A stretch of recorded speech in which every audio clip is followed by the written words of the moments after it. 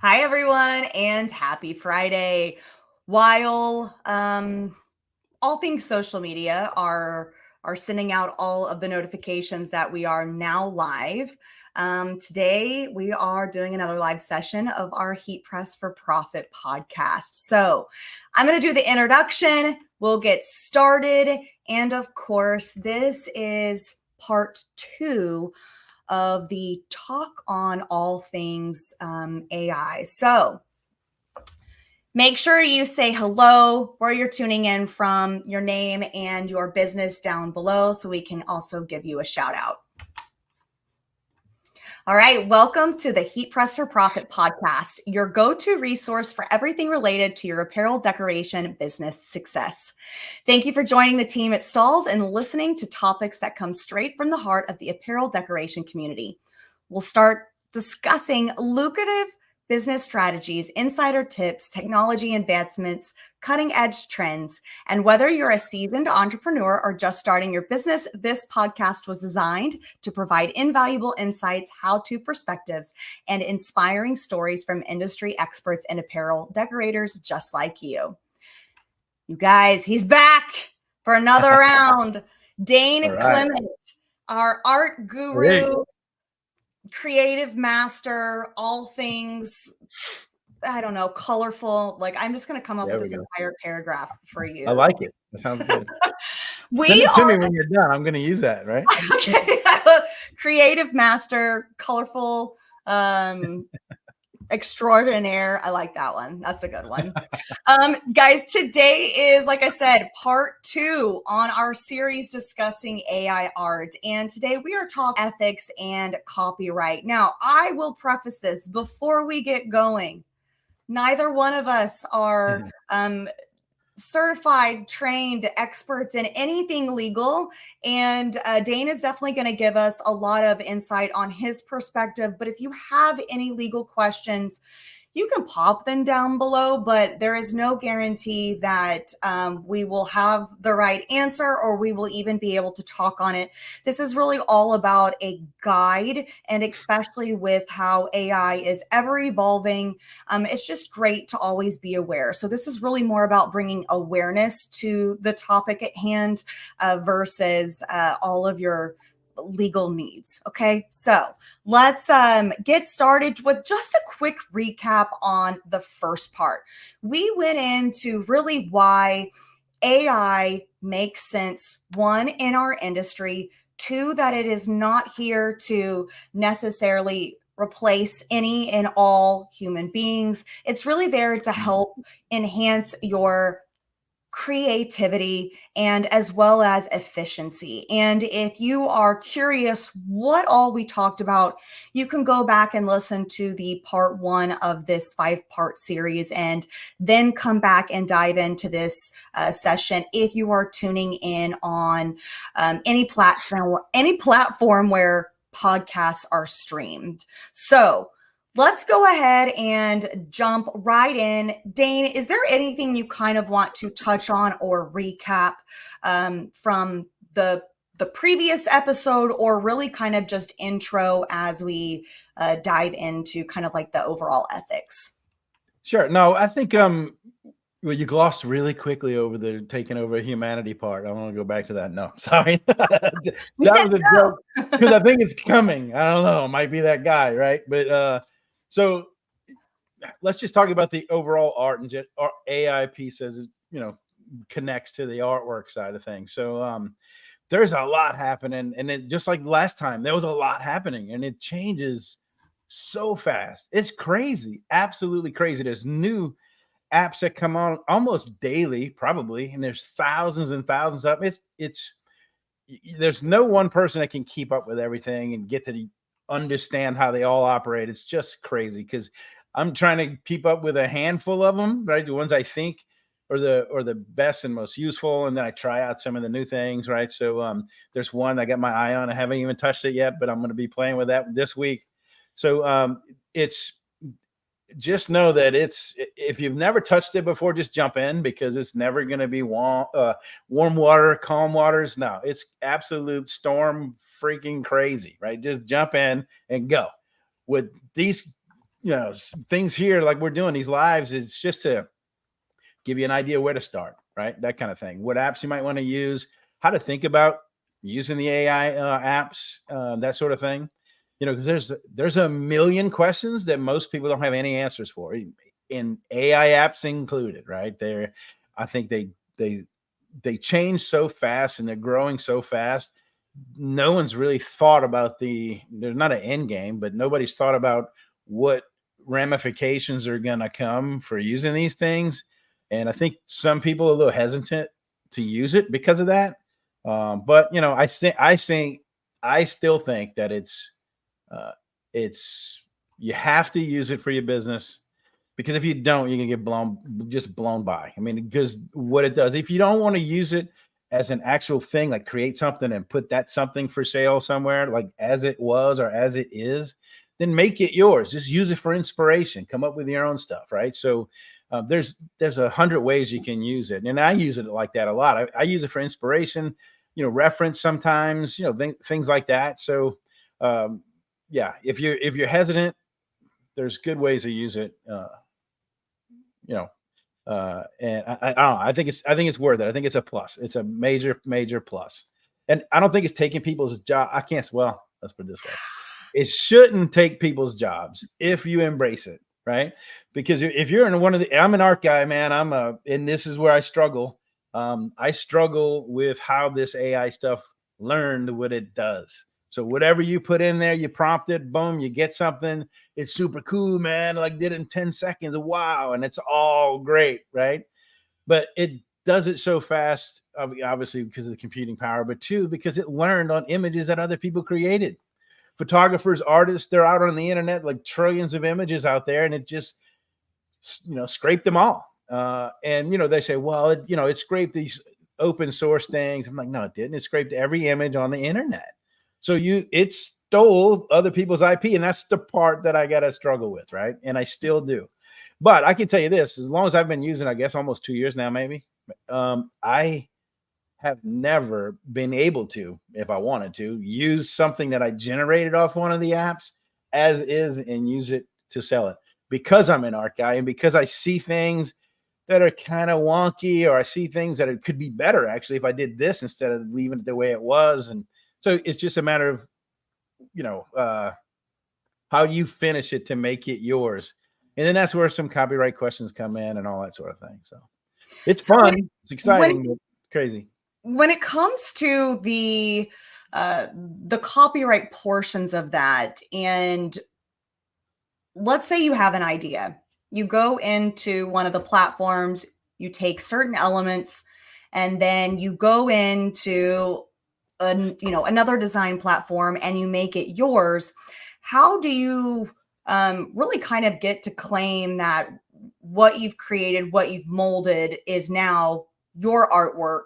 Do you need to still give awareness to the original creator or inspiration? For Yeah, no, I don't. You don't have to, give credit to the app, but you can't copyright anything that was created on the app, because you own the copyright or the portion of the IP that you prompted, right? And supposedly the apps own the part that it created, right? Mm. So it's a joint venture there, kind of thing. So you can't say, "Hey, I created this using Midjourney, let's say, and I want to copyright it and sell it, and no one else can touch it or use it." And so I don't think it works that way. You have a joint copyright. So I do think you were a part of the creation of whatever it was that you did, and so is Midjourney. So, if somebody started like just stole that artwork and utilized it and copied it, just literally did what people do, right? And just steal stuff and use it. I do think you got some ramifications, even though you don't own it all, right? So, but again, that's legal piece of it. I try to read through some of those things, and it makes no sense. Not to me. I don't know. So how do you determine, if you are on, is this information stated anywhere when you sign up for, Oh uh, yeah. so you have to, as an artist, you're going in and you're creating, you have to be aware that You should be aware, right? There's a lot of things you need to be aware of using them. So let's just I use so many different apps. I don't remember specifically what, but in general, they're like this, right? So I'm going to use an app, a Midjourney, a Ideogram, a Leonardo, whatever it might be. If I'm using a free version of one of those apps, then I will have, it tells you right as you sign up, you can do this with it. It'll look check boxes, yes, yes, yes, no, no, no. So if you want it private generation, then you got to use, maybe you got to upgrade and pay this. And then if you want whatever, you got to upgrade and pay that. So they usually give you about 3 plans. Almost all of them do. So most of them have a free plan, right? Might not be able to do a lot with it, but you get a free one. You can generate some stuff. Midjourney doesn't. It's a pay from, all 3 of their plans are paid. But it's so it'll tell you those things, right? So if you want to use it commercially, you can, if you pay for it, mostly. Some of them will say, you know what, free, I don't care. You can use it commercially. They're basically saying we had nothing to do with the creation of your artwork. Problem is, I can go to any app I want. I can say, hey, I want to generate Spider-Man doing whatever, right? And it will do a really cool Spider-Man doing whatever, but I can't use that because that's intellectual property owned by Marvel or whatever, right? Sure. So you can't do those kinds of things. But yet people have been doing that since before the AI stuff came around. I mean, go to Etsy, search Etsy. You can find anything, that you want, and it's on there. And how long it lasts, I don't know. But I do think even those things, because when I first started seeing this kind of stuff happening, I'm like, man, if Etsy was a boondoggle before of people putting, Disney logos and all the stuff that you can't do legally, but they did it for years and they're selling in files or they're selling whatever's. It's almost like if it was crazy before, now it's going to be a whole different game because anybody can do it. I mean, you can just a couple of keystrokes and boom, you got a really cool looking whatever. You fill in the blank, right? And I think it's going to blow the roof off of that stuff. People are going to be doing it like absolute crazy. But maybe, there's with the AI changing, maybe it'll filter through and catch most of those, who knows, right? It's changing so fast. It's kind of fun to sit and watch, I use it, but it's fun to watch. I think like the investigative side in me just thought if there's more and more copyright images, licensed images out there that are being generated, it goes on the web, right? So the interweb. And if you do a reverse search for a specific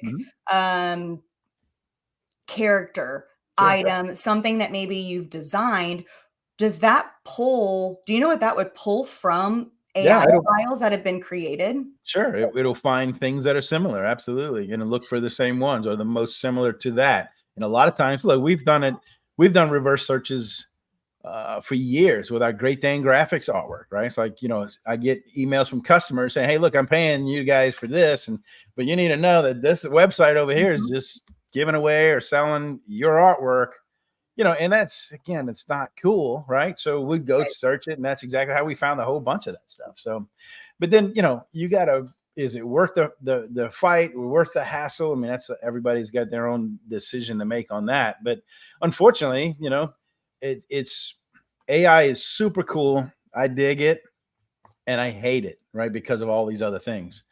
So it can enhance what you're doing every day, or bad people, it can make people that have evil intentions be a whole lot better at their evil intent. And just like a good whatever, a good positive use of the AI app, it'll be even that much better, right? So it's a people are going to do what's in their nature, unfortunately. That's with anything. So but I do feel like it opens up a can of worms for even more legal action to be taken, right? Especially with the power of all things internet or all things computer. If you are putting, just say illegal artwork out there or using it the way you shouldn't be, personally, I would be more afraid that somebody would come after my business. Sure. and shut it 100%. down, just knowing Yeah. that it is available, it's out there, especially for those that are very good at having people become investigative and finding who's using their art. Or Right. I've seen a very popular phrase go around on TikTok and social media, Instagram, and all I can think about is if that person were to uh, register or get a license on that specific phrasing, then all of that artwork is now out there. And what does that do to those decorators that said, you know what, I'm going to capitalize on this? Yeah. In reality, it's just nothing but kind of stolen artwork from other platforms. I don't know. That's just all being speculative, but it's just one of those things where, it does make you question kind of what box this can open up to those cracking down on protecting their created art, not something that somebody goes, oh, I'm going to take this and then, Right. Add some wording to it. No, that's exactly true. So I think it's a boondoggle for IP attorneys. If you're in that business, boy, you're gonna have nothing but customers, right? But the problem I think becomes, at what point is it worth it, right? Sure. Because once it's out there and as fast as things are going, it just compounds and just explodes. I mean, it's gonna be real hard. Like I've always said, that the genie's out of the bottle. There is no putting that genie back in the bottle. This AI, I mean, it's out there. That's why I say use it, because it's so fast. It gives you 4 or 2 to 9, I guess, most of them, but it'll do it in less than a minute, and it gives you 4 finished renderings, colored and everything. Whereas I can't, nobody can do that kind of work manually that fast. So that's why I will absolutely always use it until it's taken away, and it's never going to be taken away. I don't think. Again, the genie's out of the bottle, but they do have a lot of lawsuits still in the works. A lot of artists are suing, these software guys, and there's, some of them have been thrown out, tossed out. Some of them are moving, right? They're still going up in the courtroom scenario, right? So there's a lot of things happening because it learned of their intellectual property. They created their portfolios, they put them up on the internet, not expecting that somebody, Google, there's a million of them. You picked it, right? Are going to just go ahead and scrape all those images and use those images to learn the generative AI piece of it for their apps. And they weren't compensated for that. And, they say, well, no, it's it just, that's not how it works. I mean, but that's exactly how it works. If I can say I want a tiger painted in the style of, you pick the artist your favorite with, now it's going to generate it in that style. So if you're telling me that you're not paying attention to people's art and who did it and what their style is, then how can it generate something in that artist's style if it wasn't really stolen? Yeah. Because that artist didn't give you right to do it. You didn't pay that artist for that work. And those are the things I struggle with all the time. Like I need a therapist, I think. Just a joke, not ever going to happen. I just go and decompress out in the woods or something. Just pick up a paintbrush, Dane. Just start painting. It's about time I put something on that canvas. I'm thinking it's been like 3 years or 2 years. I don't know, too long, but I agree. One of these days we are going to. You're going to watch it happen. That's right. In action. It might stay. Wow, how long? It's been another year, and you got like a quarter of it done. Right. But I'm gonna start putting paint on it soon. I'm tired of looking at a blank canvas. It's killing me. People are going to start. Maybe we should start a campaign for what Dane should paint on his canvas, and just put a whole smorgasbord. Hey, I love ideas. Give me some ideas. I'm all over it. No problem. We will now open the form or open the feed up for recommendations on what Dane can put on his canvas. When it comes to traditional art and AI art, how does copyright really apply, especially if you can look at something and then turn around and draw that in, say a traditional format versus AI taking it from, somewhere in space? So I think it's almost like it's just another iteration of what artists have been doing forever, right? So if I get if I need to paint a flying eagle, right? And what I'm going to do, I mean, I kind of know what eagles look. I got them flying outside my backyard sometimes, but I'm going to look for reference, right? Used to be, I had a morgue file with literally probably, I don't know, when Katrina drowned it was probably, I don't know, 15 years old at the time, since college days. Everything. I had an eagle folder, and then every eagle I came across in a magazine, it was in there. So I would use that, put up 4 or 5 of them, and I'd draw my version. Oh, beaks look like this. Well, if I'm drawing this angle, then I would draw it this way. But I'm referencing those photos. So it's kind of a similar thing. Only this is where I think AI might actually be a little bit better for us, right? So if I got to draw that same eagle, instead of going to the internet and searching eagles, or looking, whatever, another photo that a photographer took somewhere, and not stealing, because I never do duplicate anything, but getting the inference or the idea from it, use that. I use it like for reference. So I can go to Midjourney or something, ask it to do an eagle flying or doing whatever, grabbing a fish. I don't know, whatever it is that you're going to do. And it's going to generate some things. Now, supposedly, if you believe the technology, which I suppose I have to, because I don't know any better, it generates from brown noise. So it's just a bunch of brown noise.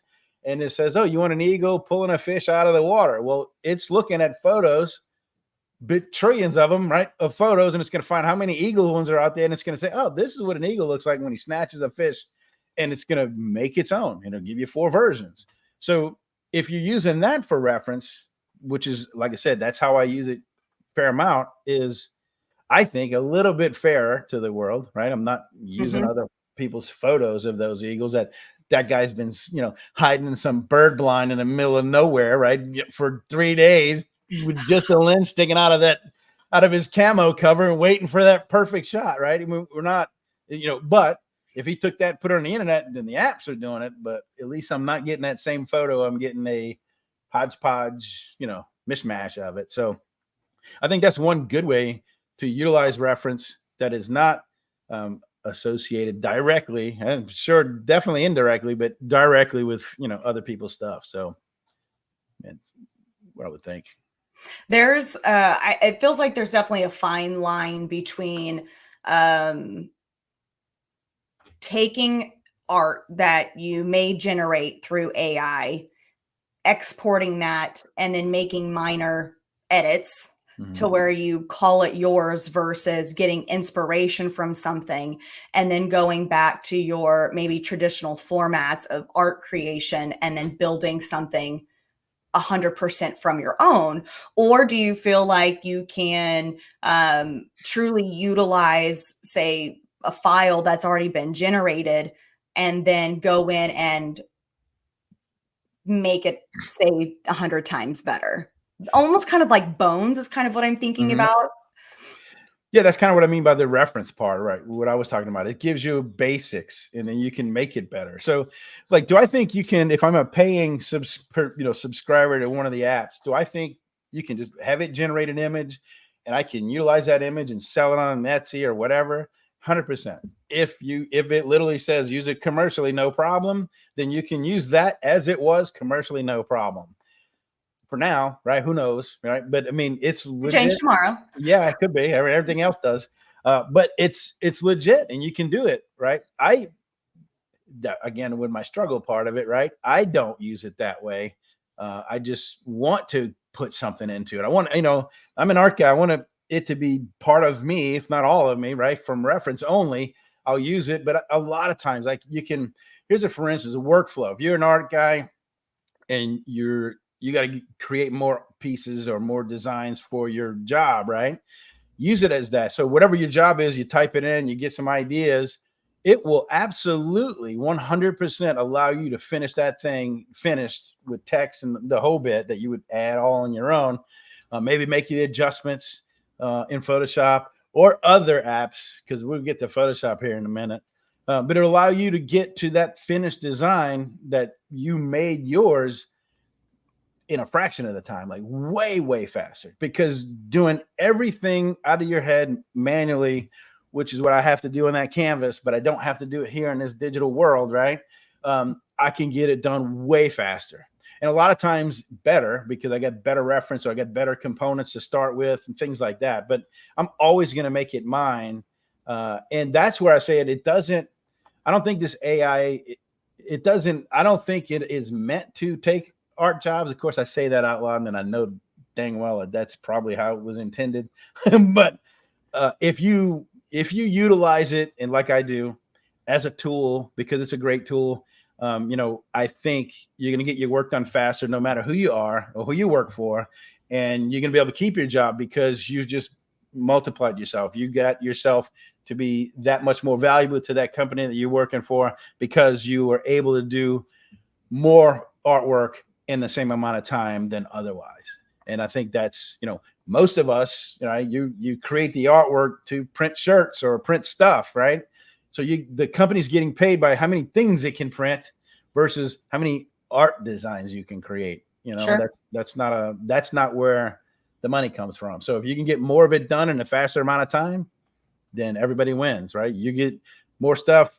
Company's happy with you. Company's happier with you because they're selling more stuff, that they're printing off of it. So I think it's an awesome tool, even though I still struggle with some of the way how it came to be, But that's technology, right? Like I feel like if you take anything technology wise, there's always going to be those struggles and adjustments. And 100%. is it really better for us? Is it, yeah, there's going to be some increased productivity, but when I think about it is hopefully it won't hinder our creativity, especially if, we are inspired by things around us or environments, just being out socially. Sometimes, those social batteries can get filled up, and that's where the creativity can come from. Where in this particular case, it is not word generated, but using particular words is how sure. an Yeah, image exactly is generated, right? Yeah. So if you don't have the ability to kind of express what you're wanting, then you may never get the true creative side of it that you want. So that's just kind of where my mind goes back and forth Sure. of, I still want to be able to use my brain. Sure. I want to be it. efficient, but at the end of the day, if I feel stuck, then it's like, what do I need to go do to actually start bringing that creativity back into my brain so I can, produce what I need to. And I'm no artist, but I love it when I said, just for everyone's knowledge, I will send Dane images on Pinterest. Like, I like this coloring or this font or this type of style, or I can see how, this works. And there'll be like 10 different pictures, and I'll be like, I need you to make it one. I can't. Let me doodle it out, try to figure it out. Right. So, in this particular case, that's where I feel like AI could help get my message a little bit more clear across to you, but then you and I will sit there and work it out to make sure make it better. Right? It's like, how do we get on the same page? So going to Adobe, you've mentioned Adobe. So what's going on that is also kind of highlighting the idea that AI is always changing? Okay, so most people know me as a Photoshop guy, right? I've been using Photoshop for 30 years, since version 2. Before, it didn't even have layers back in those days. I mean, it was way, way back. And the last 2 weeks has blown up, and all about Adobe and their crappy business practices. And I'm just going to say it because, one, they got a lot of crappy business practices, and but they just had the most profitable quarter, for almost $5 billion in the last quarter. So there you go. But they're being sued by the FTC right now. That just happened. So they're suing them because of their crappy business practices. So they're but real quick, been using it forever. Right back in the day, I got Photoshop. Cost me came in a little bitty box on a CD, I think, and it was $750. And I kept looking at it. It was on a wall, and I just kept seeing it in this Mac store. We actually had it wasn't an Apple store, but it was a computer store that sold Macs. That's all they sold. So I'd go in there all the time, just drooling at all these computers that cost $15,000 and didn't have a hard drive in them and all this crazy stuff, right? But they had some software. I'm like, man, that looks cool. So I read that back of that box probably 5 times in 5 different trips into that store, right? I'm like, I had a design studio at the time with a partner. I'm like, I'm going to use this thing one day. This looks like way super cool. Put it back, put it back. Well, Friday comes around, this design studio comes to us and say, hey, look, I need you to make these labels, right? For these. And back in those days, it was half-gallon cans of apple juice, orange juice, pineapple juice, whatever.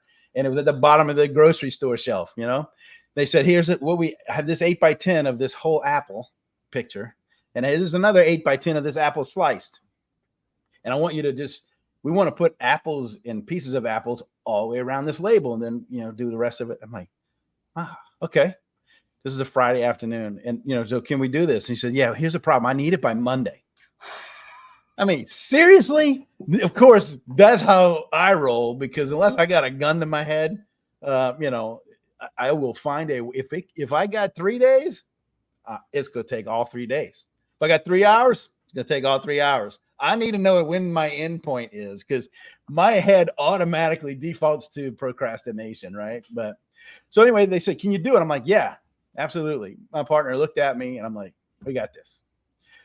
That guy left out of the front door. I snuck out of the back and went to the computer store. And I bought that software. So that's how long I've been using it.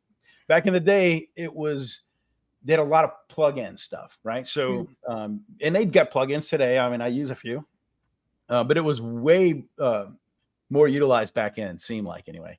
So a lot of plugins for all kinds of things. So I bought this thing, and I saw at the same time they had a plugin that allowed you could buy this plugin, and it gave Photoshop layers. I'm like, well, that's pretty cool. And I'm reading the back of the box again. So I bought both of them, and I learned how to use Photoshop in a weekend with the manual in my lap. That's why if you ever bought any of my books, physical books, it all had spirals, because I can lay it flat on a table and I can use both hands on my keyboard and try to figure it out. There was a reasoning behind that. So that's how I learned it, right? And I duplicated it because the layers allowed me to do that. So awesome. Well, next version or two down the road, Adobe says, yeah, them layer things, that's pretty slick. They just put it in Adobe Photoshop, and that company's out of business. And they've done that like over and over to lots of them that I used to use. So they see some cool idea, and since they were built off the plugin for Adobe got to basically just steal their concept. I mean, that was a great idea. Thanks for figuring that out. Now we're just going to put it in the app, and that's how it seemed to work, right? So, that's my introduction to Adobe back in those days. Now, it was a cool program, and I did a lot of stuff, and I still use it every day. But I think I'm going to start using some other things a little bit more often, because take that fast forward to a week or so ago, they changed their terms of use stuff. A lot of it was there before, but it got to the point where it would pop up. You had to say, yeah, I agree.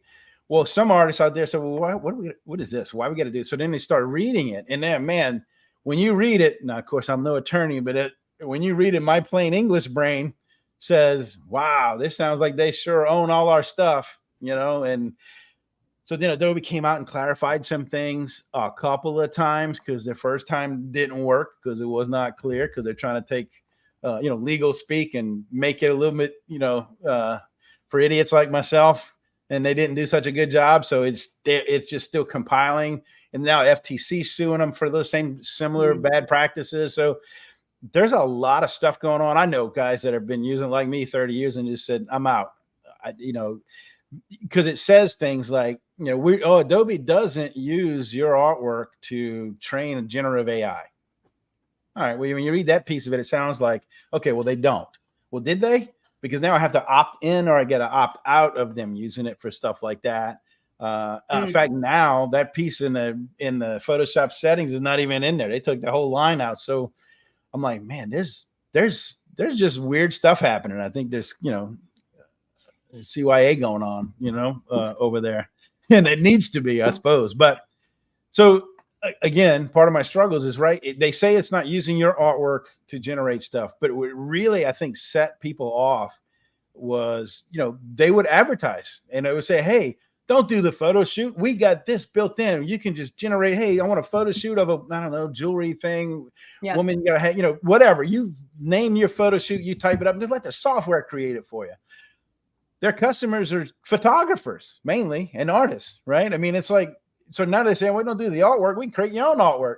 So they would put this stuff inside the app that literally was trying to replace the photographer or the artist. And I don't know, man. It just, again, it seems like the cart was before the horse. This is a great idea. We're just going to do it. And then didn't realize that how much grief they're going to get and how much pushback they're going to get, because they're literally trying to go right after their own customer base. So it's kind of funny because I'm watching other apps pop up, all apps that have been around for, I use Affinity Photo. I taught classes on, I still, do it, but I'm going to start using it more because it was a really good, solid app. And it's like $50 one time. I don't have to pay 50 something dollars a month to use it. Right. So I think that's a benefit, and it's really good. And there's a few, I won't say a lot, but there's a few free ones out there that look really interesting. This Krita, I haven't really used it much, but they even have a plug-in for that. Go figure, right? That'll allow you to do AI generative stuff, like, change things just similar to Photoshop. But so Adobe they painted themselves in a corner. And I think it's because, again, this is all so new. They're just trying to be the first guy out there with it, and maybe didn't know what was coming. So it's interesting. Let's put it that way. It's very interesting, all the stuff that's happening right now. When it comes to, protection on all fronts for whatever art you're creating, whether you are going into platforms and generating images, do you have any tips for just kind of ensuring compliance on one, protection for yourself, but then also to just do your due diligence and making sure that you're aware of something like what's going on with, Adobe right now? So, as far as the generation of it, right? So if you go into the settings of whatever app you're using, look at those terms of use settings first, because it'll say things like, it might even come checked on where you have to opt out, as they call it, right? Or turn it off to where they're going to, if you say, if it, typically even Adobe's doing this, so they'll have it on, like, you are allowing us to use your artwork or whatever, your files to enhance our app. That's how they call it. They put it in fluffy speak, right? So you're going to enhance our app and make it a user experience better and all those things. And that sounds great, doesn't it? That sounds cool. But what it's doing is it's learning off your stuff. So then they'll say, well, anything that goes to the cloud, they're going to use your stuff.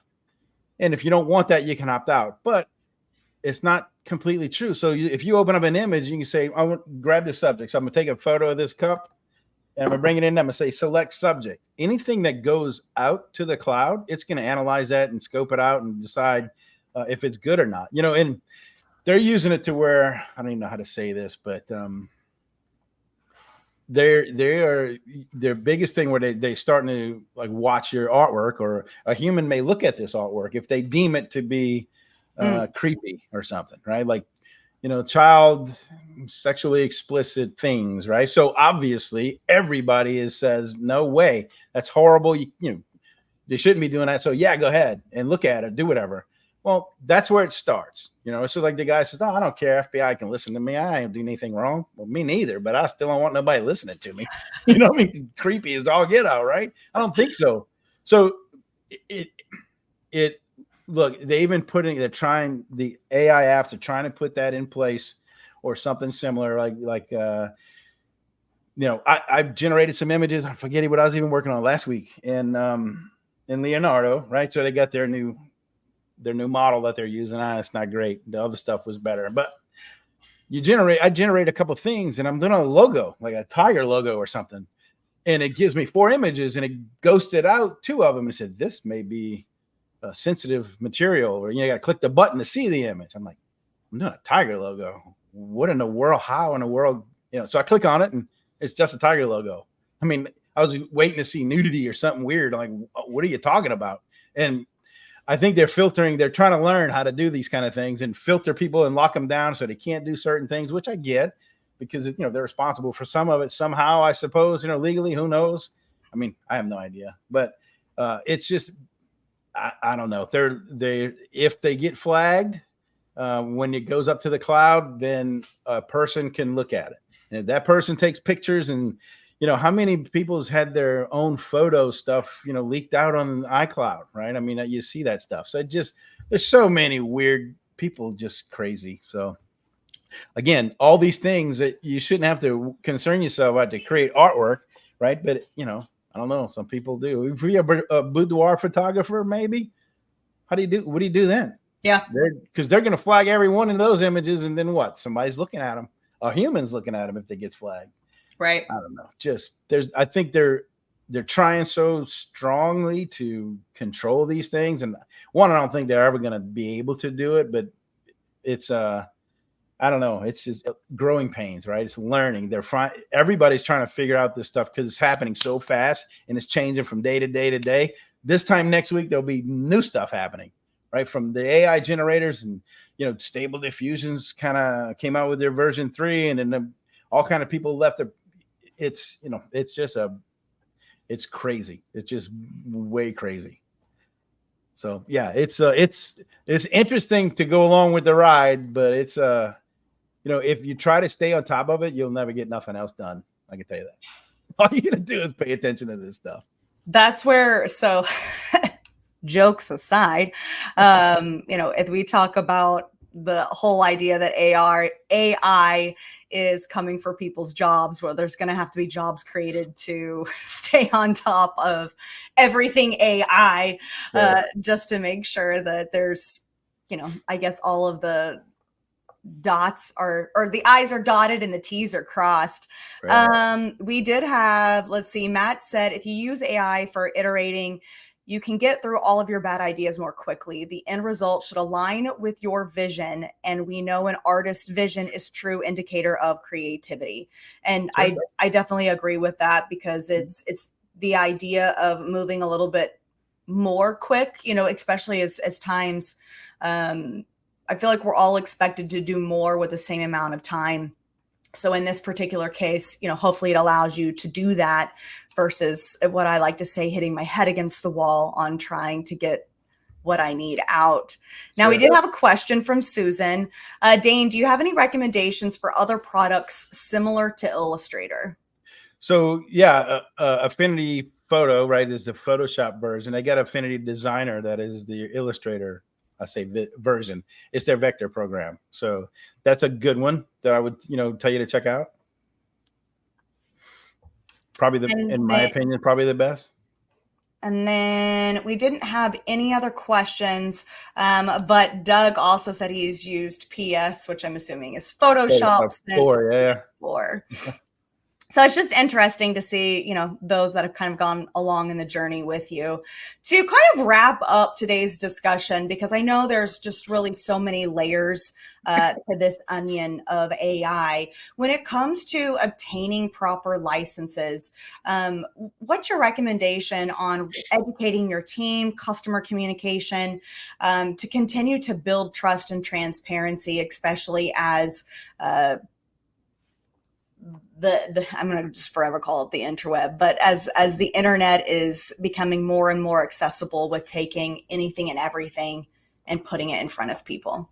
So I think the only thing that they can do, or we can do, is one, whatever AI app you're using, you look at the legal mumbo jumbo, or at least when you're picking the plan that you're going to pay for, one, see if you can use it commercially. That's like kind of top priority. You want to have that license or that ability to do that. And the other plans, they might give you some other features and things, but typically it's more images. If 1,000 images a day isn't enough for you, which I don't know, what are you doing if that's not the case, right? But so if you get when you're purchasing that license to be able to use the app, if it says using it commercially is okay, then I think legally you're okay. I mean, you can't take that and go copyright it again, because you don't own all of it. They own some of it. So, and I don't know how that part works, right? I've never tried that piece of it yet, but I think that's the top priority. I mean, I would do that first, and then just use your own human brain to know that I can't do Spider-Man and Batman things and decide to sell them. I mean, that's not a thing. It never was a thing. So if you realize that, just avoid those kinds of, intellectual property things, and you might avoid those intellectual property lawsuits, so stay away from the stuff you should stay away from, and I think you'd be fine. That's easy, right? That's what I'm doing. So we'll see. I feel like for some that's easier said than done, maybe. But maybe. still, I mean, just use your head, right? I think at the end of the day, Sure. it's try to dig deep for that common sense. And if you're not sure, then just keep doing the research on that. So as we are wrapping up today's discussion, for those of you that kind of have started to tune in as we've already been talking, this was part 2 of Dane and myself discussing or having a conversation about AI. So the first episode was all about really just understanding parts of AI. As Dane has mentioned, it's ever evolving, it's constantly changing. So there's not really going to be a step 1, a step 2, a step 3 as we get into talking about AI. It's just really about topics that have come up and what we're seeing progress and change over these next few months. Now, next Friday, Molly Harmon with Stalls UK will actually be our guest, and we'll be discussing how to market without a marketing team. So if you have any questions that relates to marketing, video, content, definitely start thinking of those, write them down. It'll be a great time to really have both a conversation from someone outside of the States, and then of course someone with in the States. We will be taking a break on the 5th to celebrate that wonderful long weekend and Independence Day, and then we will be back. What day is that? Let's see, July 12th. Going live again. So Dane, thank you so much. I'm always learning from you, and now I feel like I need to go check out all things what's going on with Adobe, even though I'll send you some links. Don't worry.